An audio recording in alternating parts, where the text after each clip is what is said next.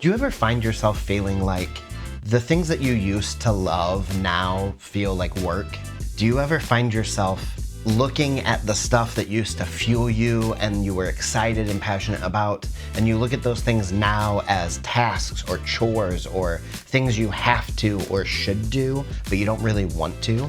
This is something I think everyone that works, especially in a creative field, experiences.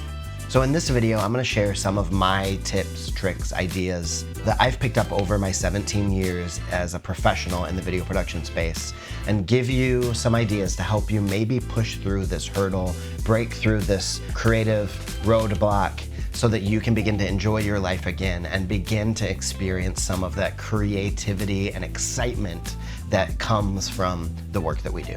So let's get started. We've all been there. Or if you haven't yet, you will. We've been there at a place where there was something we started, and when we started it, we were super excited about it, and now we're not excited about it anymore. There's no more of that passion or that flame, that creative energy that we had when we started the project. Now it's just work that we have to do. If you haven't experienced that yet, you will, especially in the creative field. It's something that everyone experiences. So first, let me start off by talking about this misconception that creativity is this gift that only people with a certain personality type or only people whose minds are wired a certain way, they're the creative people. And that creativity, that spark, that imagination is just a gift that only certain people have. That ends up leading a lot of us to feel like, well, there's nothing we can do. We just have to push through and force ourselves to do the work that we don't want to do, that we aren't excited about anymore. When in reality, creativity isn't a gift like that. It's actually more like a muscle. Just like weightlifting, the more work you put into your creativity, the more creative energy, emphasis, power, muscle you'll have behind your creative work. Which is why they say that you have to have 10,000 hours put into any one thing before you could be called a master in that area.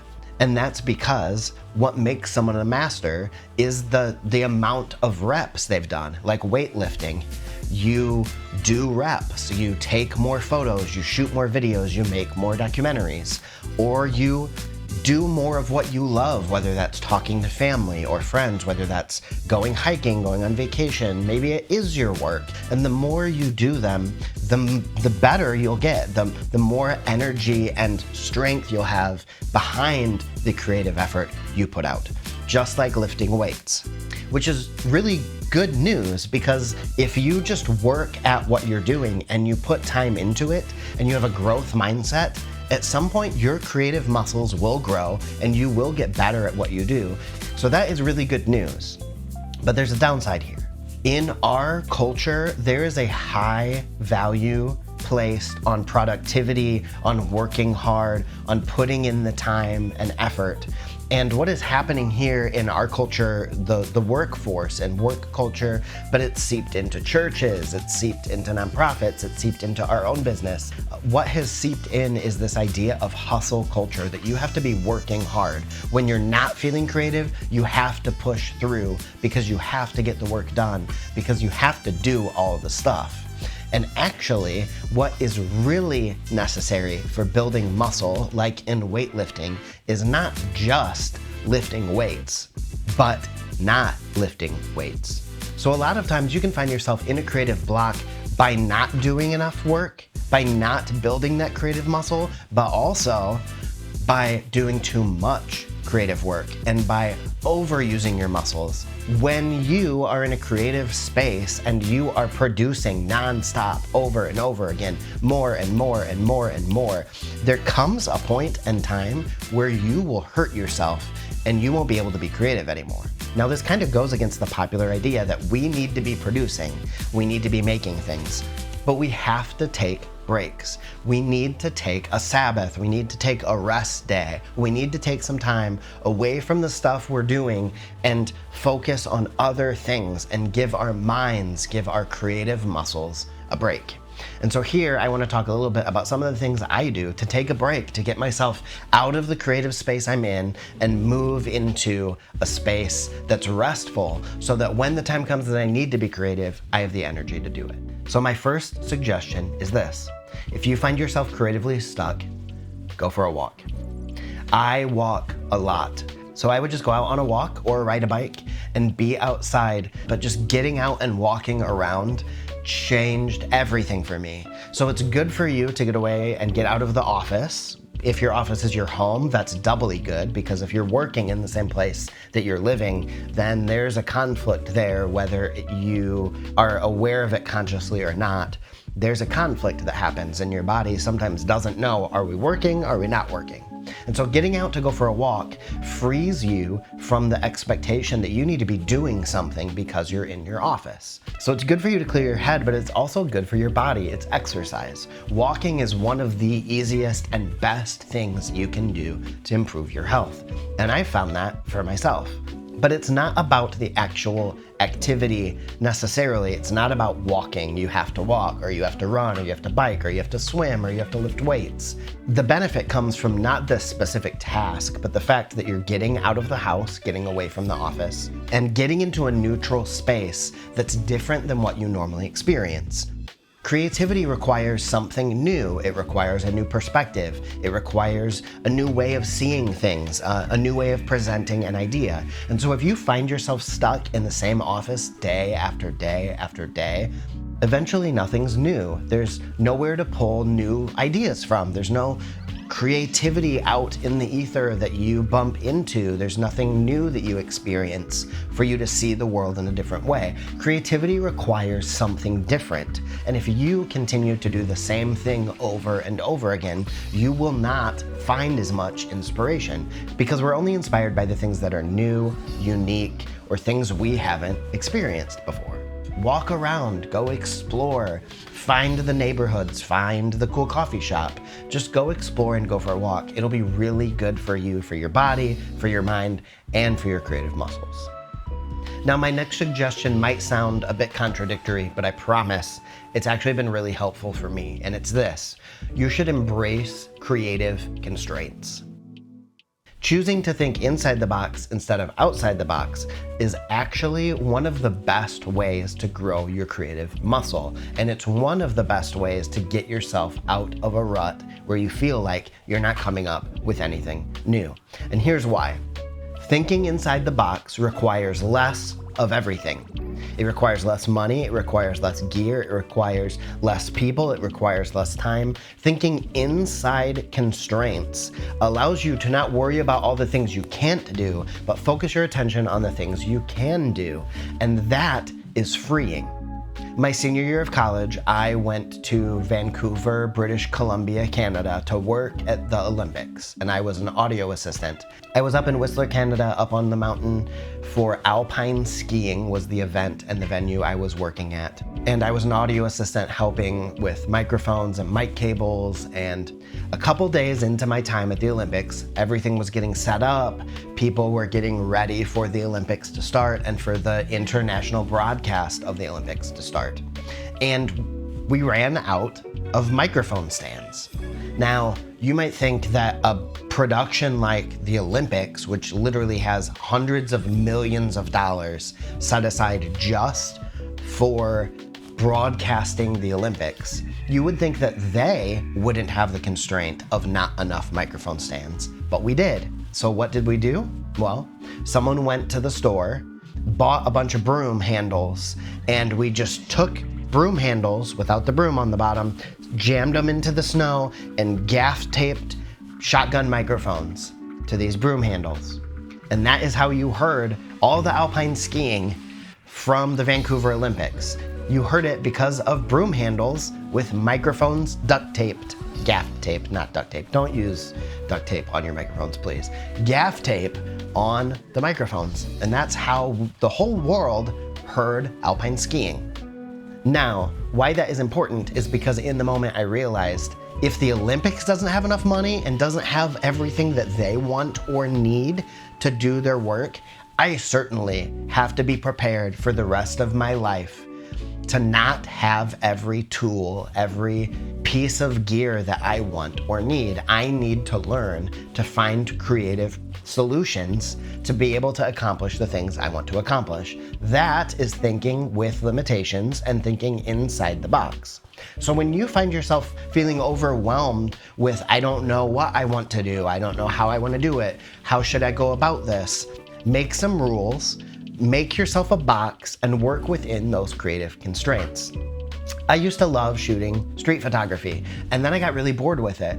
And one day I heard someone in a podcast or on YouTube or something talking about how the best thing that they did was they stopped taking a zoom lens with them to shoot street photography.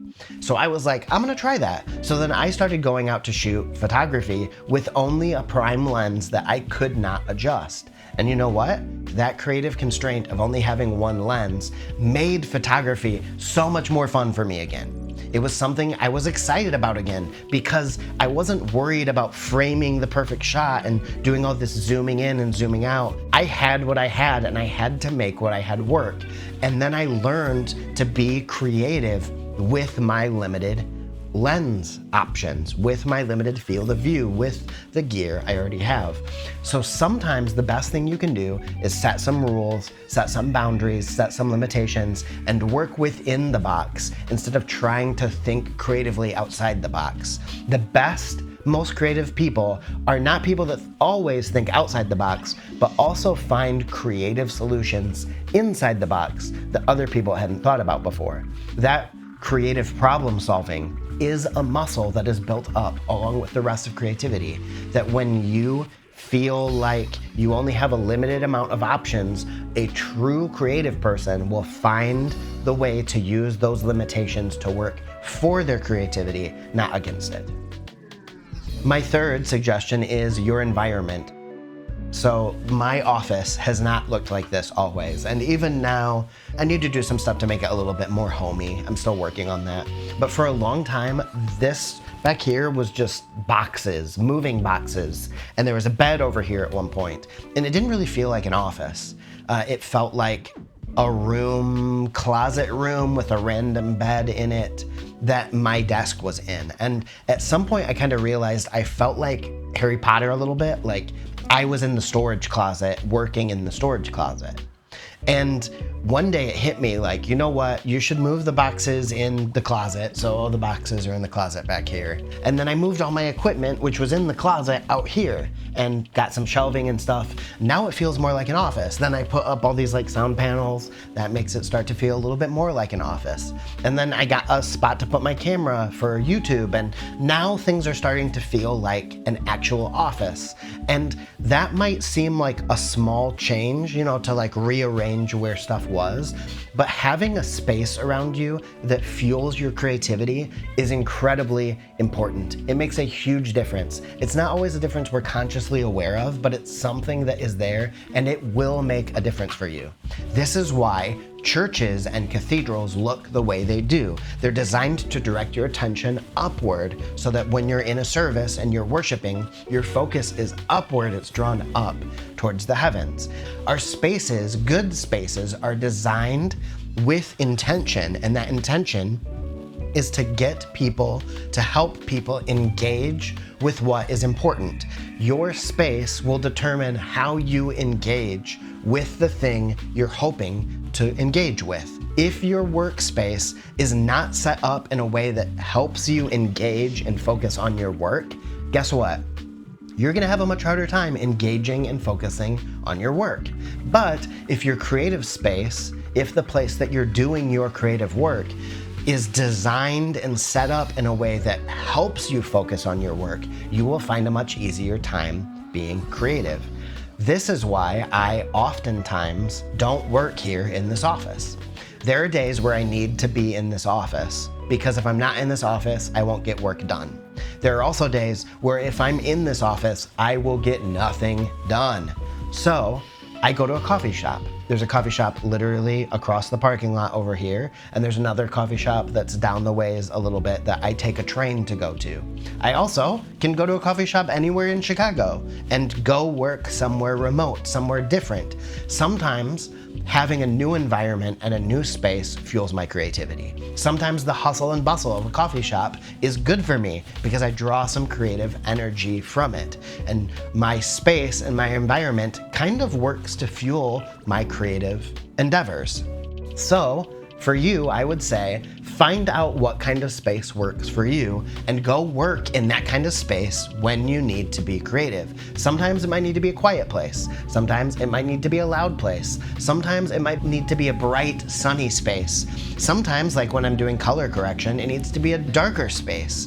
You just need to find the space that will help fuel your creative work. And my final tip is this: create a habit loop. This can't be something you just do once. All of these things, going for a walk, getting outside, getting exercise, filling your time and your mind with outside sources beyond just the work that you're doing, and experiencing new things, exploring, that can't just be something you do once. It needs to be something you do on repeat. Setting creative boundaries, thinking inside the box, giving yourself limitations and finding ways to work inside those constraints, within those constraints, is also something that you can't just do once. It needs to be something you do on rotation. It needs to be part of a habit loop. And finally, choosing a space that you work in needs to be part of your habit loop. It needs to be something you're consciously aware of. If I work from home today, am I going to be more or less productive? Am I going to enjoy my work more or less working at home or working at the coffee shop down the street? Am I going to be more creative? Am I going to have a harder time being creative at the coffee shop today, or a easier time being creative at the coffee shop today? There aren't any hard and fast rules with where you work when, except for the times where we just have to push through and get work done. Sometimes I need to be in this office because I'm doing color grading or because I need to access files that are on my server, so I need to be here. But when you have the option to go somewhere and to work in a place that will fuel you, it will make a difference for you. So you've got to make it a habit, an intentional decision. It's got to be part of your thought process. Am I going to enjoy my work more or less today, working here or here? Am I going to find rest so that my muscles, my creative energy can replenish? Am I going to find that rest by going on a walk or by hanging out with friends and spending time talking together and drinking coffee or going for a run? The habit loop of doing these things on repeat is what actually over time will make a significant difference and will help you grow your creative muscles so that you can be a person who is a creative thinker, who engages with things creatively and can really push the bounds of their creativity and continue to grow their creative work and energy and enjoyment. Because at the end of the day, all this is really not just about producing things, it's about enjoying our work. And creative work tends to fuel creative people. So if you want to enjoy your creative work more, you need to build your creative muscles. And it's that habit loop where we learn and grow what helps fuel our creativity. It's that repetition, like the reps of lifting the weights. You can tell I lift a lot of weights. So I just want to encourage you in that. Make it a habit. Focus on small incremental steps of growth. You're not going to go from one day really struggling creatively to suddenly you're the most creative person ever. That's not how it works.